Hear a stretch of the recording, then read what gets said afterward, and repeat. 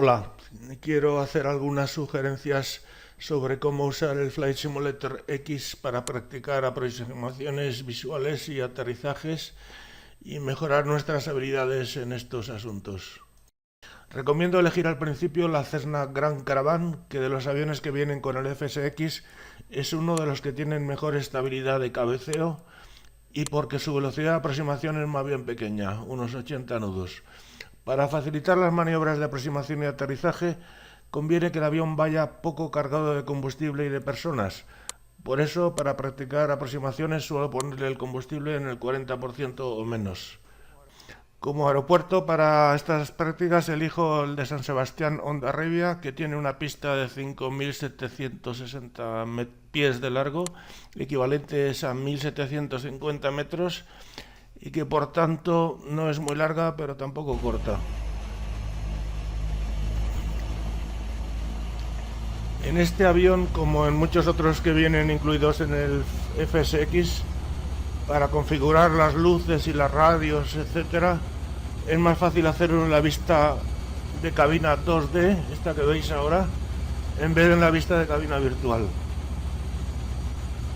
Es importante antes de la aproximación girar el indicador de ruta, o sea el CORS, el CRS, hasta alinearlo con el rumbo de la pista en la que vamos a aterrizar, pues durante la aproximación esa aguja del CORS nos facilita ver cuál es nuestra orientación relativa a la pista. Ajustamos el compensador de profundidad, ponemos flash para despegue, quitamos los frenos, en fin, comprobamos que los mandos están libres, pedales, y nos ponemos a despegar.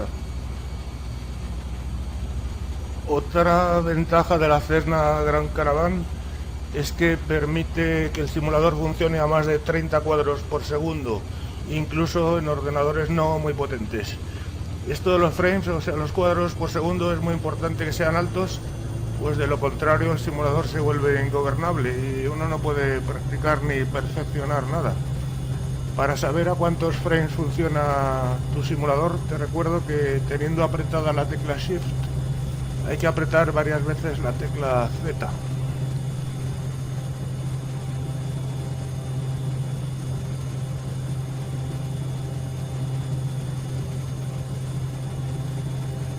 En este primer ejemplo hemos despegado de la pista 04 de San Sebastián y vamos a aterrizar en la pista opuesta, o sea en la 22.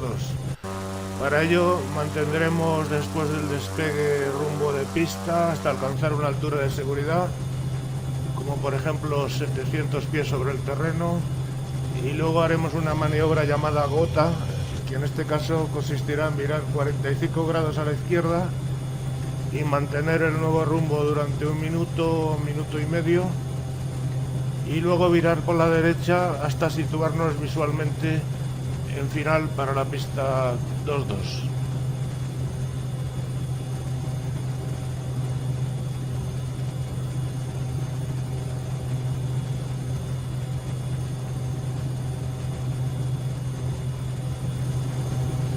Para no alargar el vídeo he borrado la parte de alejamiento, de viraje a la derecha, y ya estamos aquí con el viraje a la derecha completado, buscando visualmente la pista para alinearnos con su prolongación en cuanto tengamos la pista a la vista, que ya la tenemos. O sea, si no estamos en la prolongación de la pista, no conviene ir directo hacia la pista, porque ello supondría hacer un viraje para alinearse en el último momento a baja altura, lo cual es peligroso. Conviene ir a una posición en la que el tramo de aproximación final sea largo y nos permita ir alineándonos cómodamente con pequeñas correcciones. En esta fase de la aproximación, además de alinearse, hay que preparar el avión para el aterrizaje, o sea, los flaps, el tren de aterrizaje abajo en caso de que sea retráctil, que no es el caso de este avión, ajustarle la velocidad, la potencia, el régimen de descenso adecuado a nuestra estimación de si vamos altos o bajos. Si estamos lejos de la pista, digamos a más de 2 millas náuticas, podemos descender a más de 1000 pies por minuto. pero si ya estamos a 2 millas o menos, el régimen no debe ser superior a 1000 pies por minuto.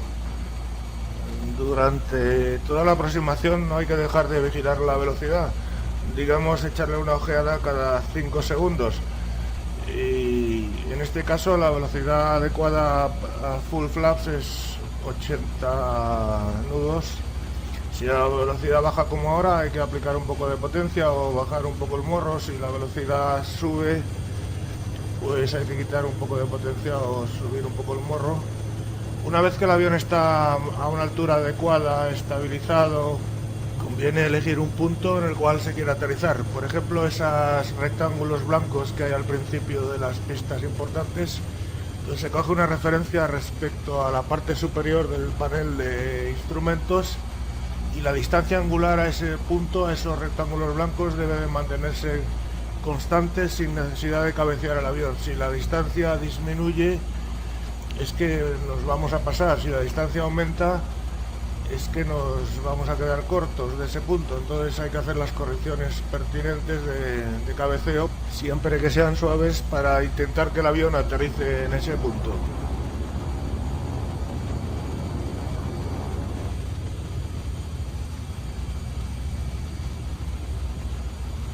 Después de cada aterrizaje conviene ir al menú opciones, análisis del vuelo, y ver la trayectoria que hemos realizado, a ver si coincide con lo que queríamos hacer y si hemos hecho desviaciones.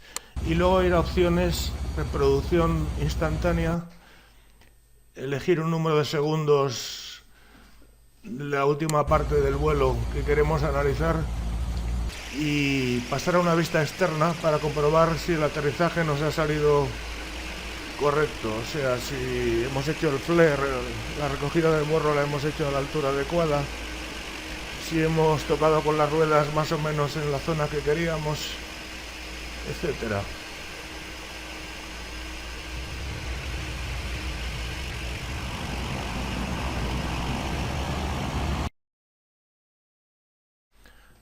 La siguiente aproximación vamos a iniciarla con el avión ya en el aire, volando en un punto determinado.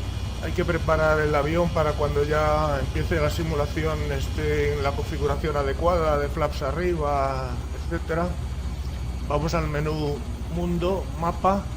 Hay aquí un pequeño icono que representa el avión en el aeropuerto en este momento, y lo arrastramos, lo vamos a arrastrar hacia la zona del San Sebastián ciudad. Ahí se ve la bahía de la Concha.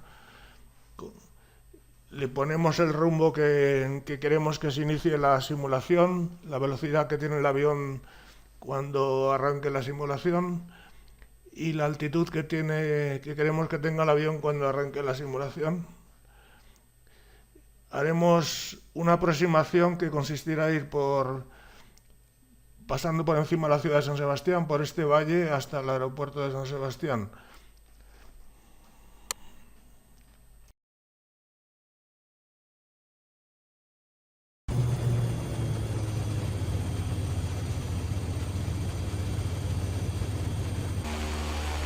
Aquí se ve la ciudad de San Sebastián, la isla de Santa Clara, el monte Urgul, aquí a la derecha el monte Higueldo, la bahía de la Concha, el Urumea.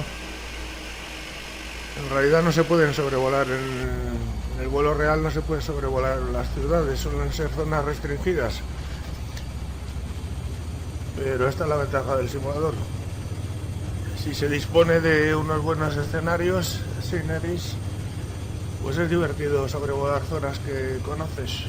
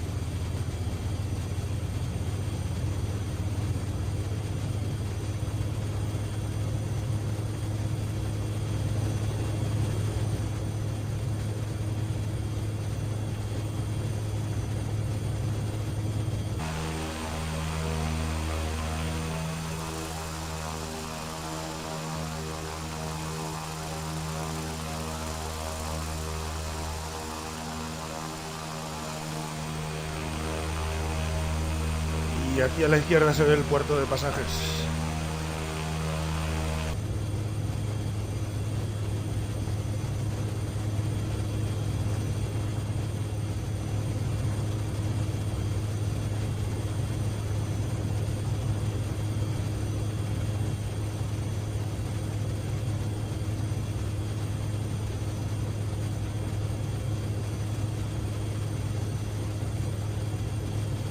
Allí al fondo a la izquierda ya se ve el basis de la pista 04 del aeropuerto de San Sebastián.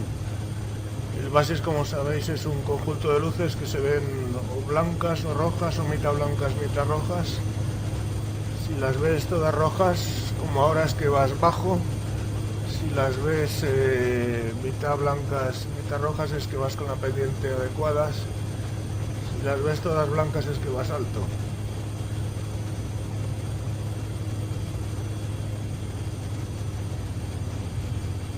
Una vez que está el campo a la vista, hay que alinearse con la prolongación de la pista pronto para tener un tramo final largo en el cual se puedan hacer los pequeños ajustes de rumbo para estar alineados con el eje de pista. O sea, en vez de ir directo hacia la pista, se intercepta el eje antes para hacer el viraje pronto y no en el último minuto. Ahora que estaremos unas 5 millas fuera, hay que estar preparando ya el avión para el aterrizaje. O sea, bajando los flaps, bajando el tren de aterrizaje en caso de que sea retráctil y disminuyendo la velocidad hasta la velocidad de aproximación, en este caso 80 nudos, estableciendo un régimen de descenso adecuado a la altura y a la velocidad, en este caso más o menos 500 pies por minuto. Y por supuesto alineándose con el eje de pista.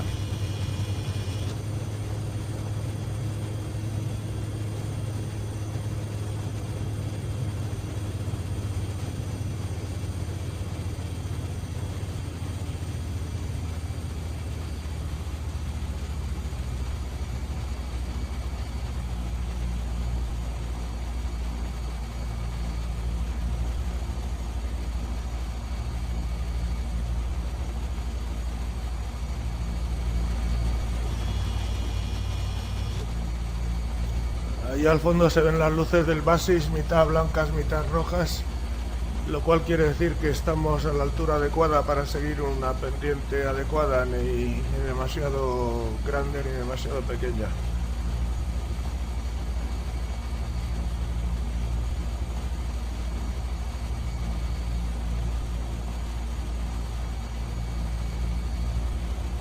Y ahora, una vez que ya hemos conseguido estabilizar el avión en su velocidad de aproximación y que vamos con un régimen de descenso que consideramos adecuado, con este ángulo de ataque, mantenemos este ángulo y ya fijamos un punto en el cual queremos aterrizar. Como por ejemplo a la altura de esos dos rectángulos blancos que hay pintados allí en la primera parte de la pista. Nos fijamos en la distancia angular que hay entre la encimera del panel de instrumentos y los rectángulos blancos e intentamos mantener esa distancia con pequeñas correcciones de cabeceo del avión hasta que ya estemos prácticamente unos 2 o 3 metros encima de la pista, en cuyo caso nos olvidamos y hacemos el flare, o sea, levantamos un poco el morro para que el avión toque primero con las ruedas del tren principal y no con la rueda de morro.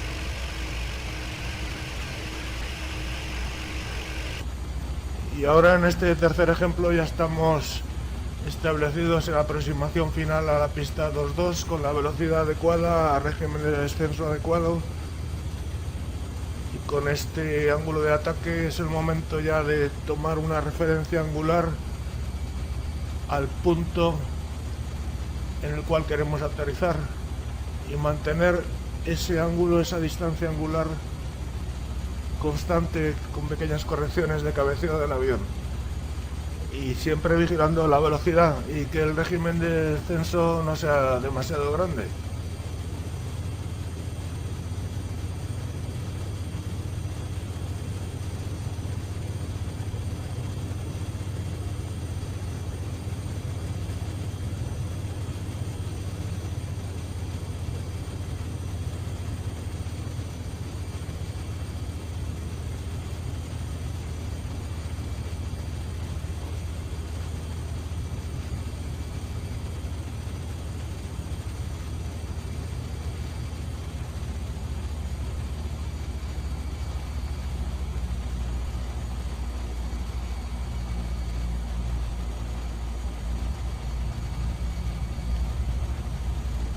Este ruido que oís es la reversa, que este es un avión turbohélice que tiene reversa. Yo la aplico tocando la tecla F2.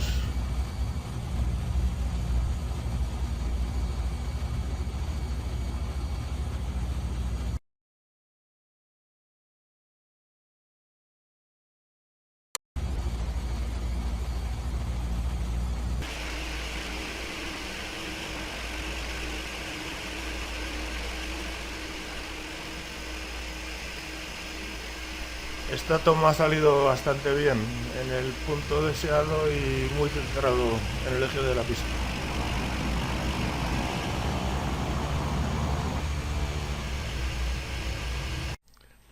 Y finalmente vamos a hacer una aproximación estando altos.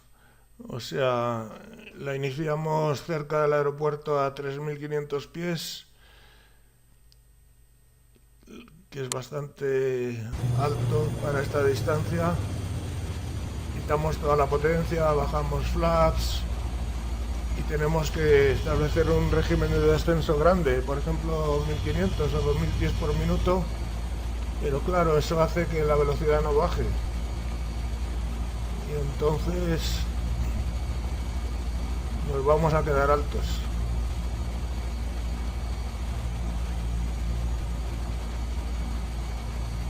Nada, la velocidad no baja y necesitamos seguir bajando a un gran régimen de descenso, por si no nos comeríamos toda la pista. Entonces es el momento de pensar que algo no va bien y de empezar a pensar qué alternativas hay.